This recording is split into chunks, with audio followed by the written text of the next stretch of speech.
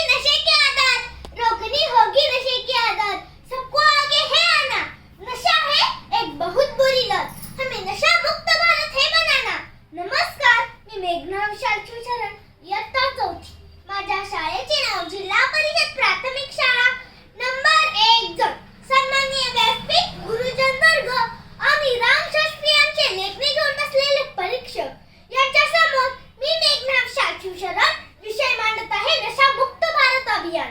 मित्रांनो, आपल्या भारत देशाने अलीकडेच सामाजिक न्याय अधिकारी मंत्रालयाद्वारे युवकांना नशेपासून दूर करण्यासाठी नशामुक्त भारत अभियान या अभियानाची सुरुवात केली. या अभियानाची सुरुवात 2020-21 मध्ये 272 जिल्ह्यांमध्ये सुरू केली गेली. नशेचा वाढता प्रादुर्भाव लक्षात घेऊन युवा पिढीच्या उज्ज्वल भविष्यासाठी या अभियानाची सुरुवात झाली. या अभियानाचे उद्देश निवडले गेलेल्या जिल्ह्यातून वेगवेगळ्या सामाजिक कार्यक्रमाद्वारे नशाविरुद्ध जनजागृती पोहोचवणे आहे. खरं तर विकसनशील भारतासमोर अनेक प्रश्न समस्या बनून उभे आहेत. त्यातीलच एक चिंतेचे प्रश्न म्हणजे भारतात वाढत चाललेली व्यसनाधीनता.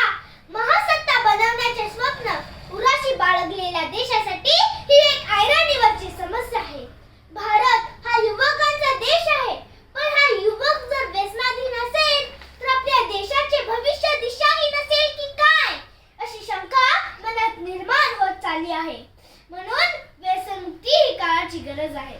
स्वामी विवेकानंद सांगतात, एखाद्या देशाचा विकास त्या देशातील लोकसंख्येच्या एकूण प्रमाणावर त्या युवकाचे प्रमाण किती आहे यावर अवलंबून असतो.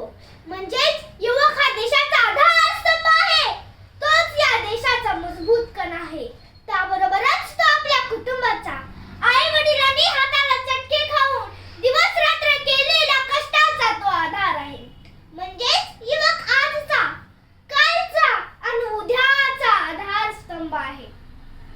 परंतु हा स्तंभ कुठेतरी भटकलेला दिसतोय, कुणाच्या तरी जाळ्यात अडकलेला दिसतोय, व्यसनाधीनच्या बळी पडलाय. अहो, काय होती ही व्यसनाधीनता? कशी होती ही व्यसनाधीनता? नेमके व्यसनाधीनता म्हणजे काय असा प्रश्न तुम्हाला पडलाच असेल तर एखाद्या गोष्टीचा अतिरेक तो त्यापासून दूर राहू शकत नाही, यालाच आपण व्यसन असे म्हणतो. व्यसन ही एक घातक विकृती शारीरिक प्रकृती बरोबरच पवित्र संस्कृती पोखरत आली आहे. बालवयापासून वृद्धांपर्यंत जीविताच्या सर्व अवस्थेवर व्यसनाने ताबा मिळवलेला दिसतोय. म्हणून व्यसनमुक्ती ही काळाची गरज आहे. मी तुम्हाला एक उदाहरण देते. एक युवक आपल्या मित्राबरोबर फिरायला जातो.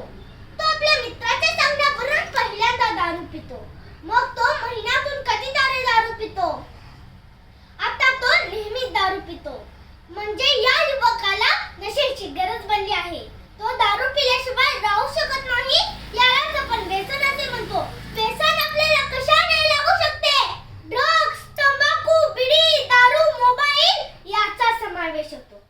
शिक्षणासाठी बाहेर गेलेला विद्यार्थी कुसंगतीमुळे व्यसनाच्या वाईट मार्गावर जातात.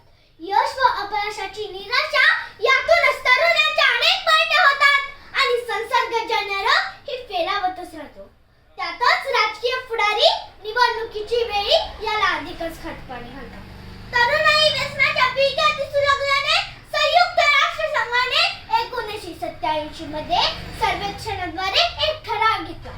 कारण जनजागृती व्यसनमुक्ती ही काळाची गरज भासते आहे. यावर स्पष्ट होते की आजचा युवक व्यसन किती करतो. युवक